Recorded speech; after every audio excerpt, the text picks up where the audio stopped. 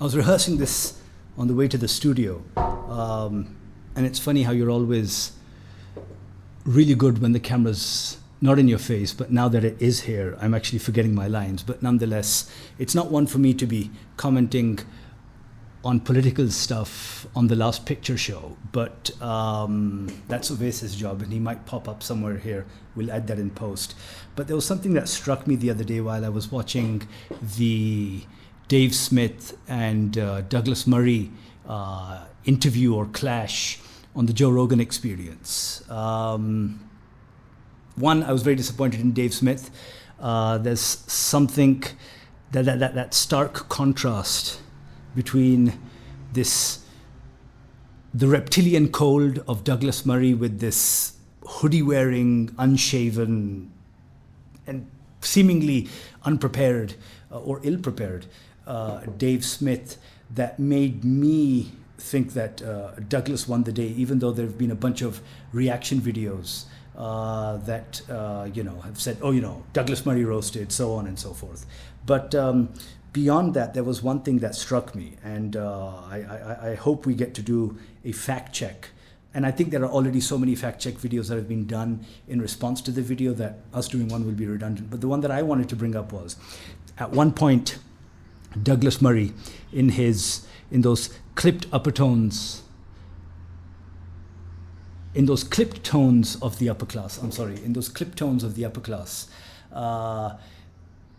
he says that all they wanted to do was, in reference to the Nova Music Festival on October 7th, of course, and the revelers who were subsequently either kidnapped or killed. He's like, all they wanted to do was celebrate with their neighbors, and in this case, their neighbors were the Gazans. I'm surprised why Dave Smith did not react to that, because this has been a point that has been raised by so many people, regurgitated by so many people. It is, of course, propaganda that sickens me. And the reason why I'm even bringing this up on the Last Picture show, because I think that there's something that perfectly ties into this, and that is of course Jonathan Glazer's Zone of Interest. If any of you have watched the movie, it is by British filmmaker Jonathan Glazer of Sexy Beast, Under the Skin fame, and in particular it is about Auschwitz and the commandant and his family trying to live a normal life, or as normal as it can get, while right next to a concentration camp. Why the parallels of this have not dawned upon people, sort of with respect to Gaza and the Nova Music Festival, is beyond me. I think they're blind, or they're just willfully ignoring the parallels here. Again, the movie, which in my personal opinion, beautifully made. But maybe not his best. I still think Under the Skin is his best. That is a masterpiece. That is his crowning achievement. But still, nonetheless, Zone of Interest is a wonderful movie. And I'm sure you all remember that speech he gave, which got him a lot of flack. But again, the sound design of this movie is fantastic, seeing as how we are speaking of a music festival. But again, they're playing house right next to a concentration camp. So while they're trying to arrange garden parties and sort of everyone's dressed in their Sunday bests, you have sort of the screams sort of in the background of the many people who are interned and murdered in that concentration camp. And that same parallel is here with this music festival in Gaza. And I've heard this from so many people. I think it was even C-list actress Deborah Messing who said the same thing, that all these people wanted to do was celebrate music and life with their neighbors. You can fact check me on this, please do. But how many Gazans attended that music festival? And I really don't want to say this, but besides the Hamas fighters who came later on, I know that's in poor taste, but how many were invited? How many would have even been allowed to attend that music festival? So what are they talking about? What is Douglas Murray talking about? It is an apartheid state.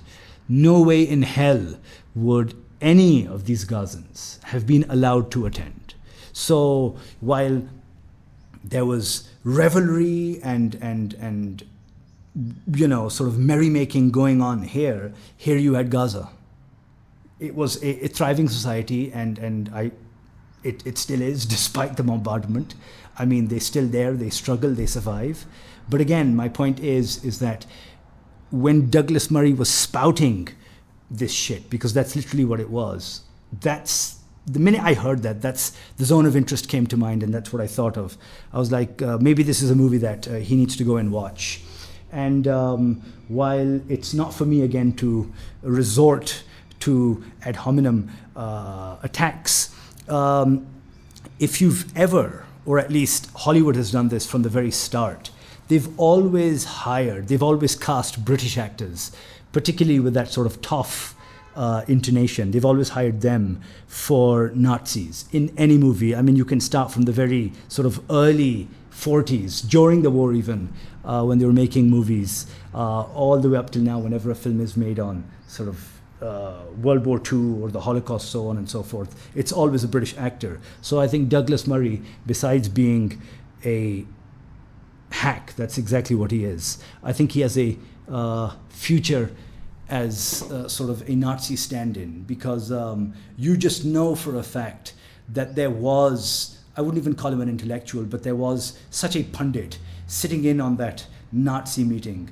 where they famously came up with the final solution. And they were, you definitely had a person like that sitting in on that meeting, trying to sort of justify what was going on, which is exactly what he was doing with regards to Gaza. So yes, if you get the chance, and at least for us in the world, in those parts of the world that don't pay for content, thanks to, of course, the internet, I strongly suggest watching The Zone of Interest. Definitely a movie worth watching.